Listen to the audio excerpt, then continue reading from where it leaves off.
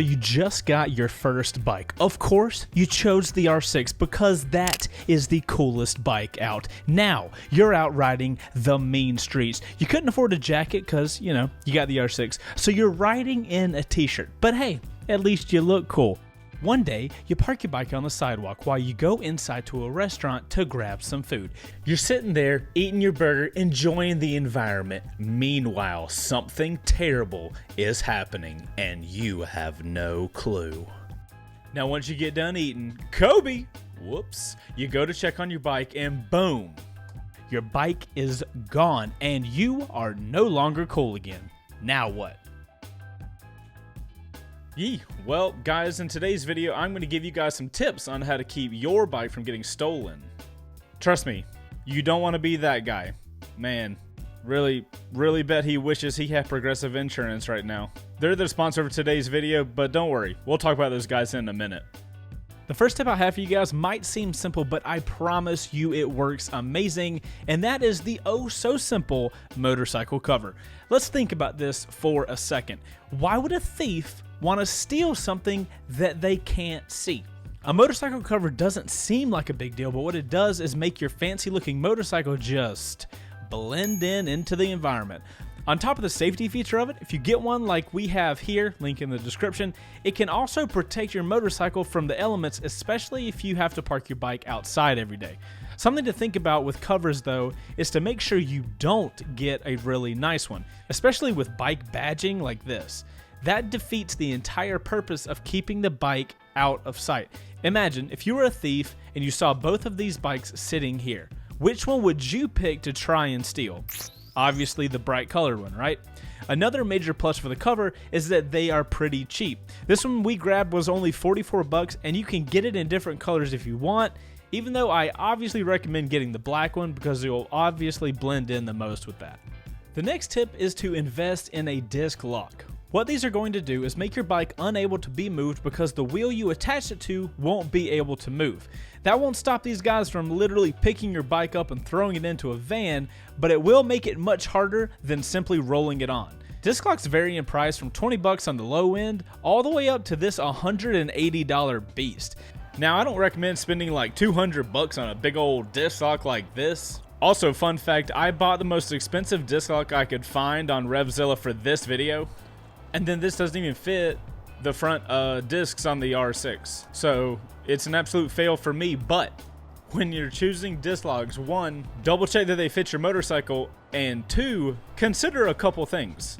One is to make sure that you get a bright colored one. Remember, thieves are lazy people, and the simple fact of seeing a bright colored disc lock on your bike could be enough for them to decide to skip your bike and go on to the next one.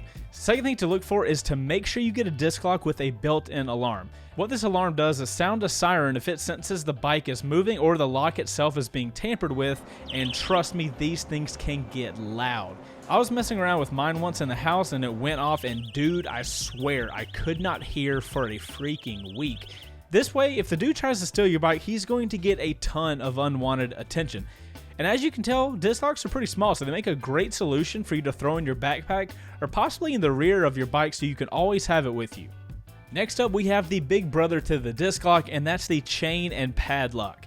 These are going to be much bigger than the disc lock, but they are intended for you to attach your bike to a hard surface and to immobilize your motorcycle.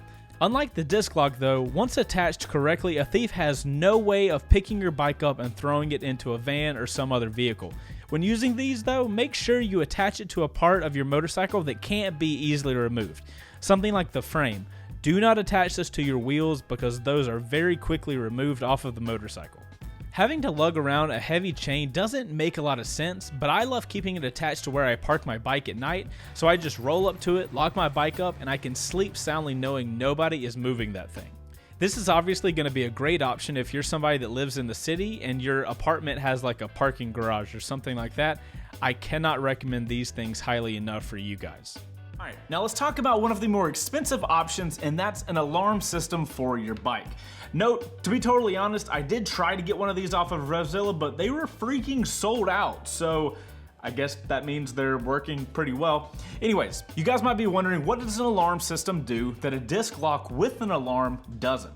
Well, an alarm system will do what a disc lock with an alarm does, and that's cause attention to your bike if it's touched or moved. What's really neat about the alarm is they can even warn people if they get close to your bike. This might be less important for like worrying about thieves, but if you have a fancy bike and you don't want people touching it and sitting on it and stuff like that, this would be a great option. Even though these are typically more expensive, they really do add to the peace of mind though. Most of that is because these alarms come with a small key fob similar to what you would have with a car that can alert you when something happens with your bike. With alarms on bikes, I'm always wondering, well, what if I'm out of earshot and I can't hear the bike going off and my bike's just sitting there screaming, hey, I'm being stolen, and I can't even hear it? Well, with an alarm system, having that key fob makes it so you don't have to worry about that because the key fob is what will alert you on top of the alarm system. Alright, so my final tip and the most important one in my own personal case is simply having the right insurance. We all know that you are required to have insurance to ride, but the type you have is just as important. Ever since I started riding, I've always had Progressive. I don't remember why I specifically went with them to start with, but I'm really glad I did.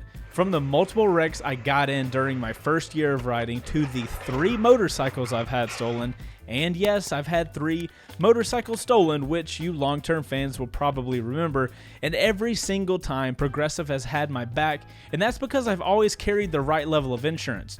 Trust me, dude, these situations suck to be in, and the last thing you want is to add insult to injury and be out of a motorcycle and no way of getting back on 2 wheels. That's why when Progressive reached out to sponsor this video, I was totally down for it. I'd highly recommend you guys use the link down below to get a free quote on your bike with Progressive. All I know is throughout my riding career, if I wouldn't have had Progressive on my bikes when something bad happened to them, I don't even know if I would have been able to afford to keep riding. So I've been super happy with them, and I think you guys will be too. So that's it for my anti-theft tips for you guys. If I even save one of you guys from having to go through what I've had to learn the hard way, then this video has been totally worth it. If you guys have any tips on how you keep your bike safe, drop them in the comments down below. I'm Chaseontwowheels. You guys go out there and ride safe, and I will see you on the next one.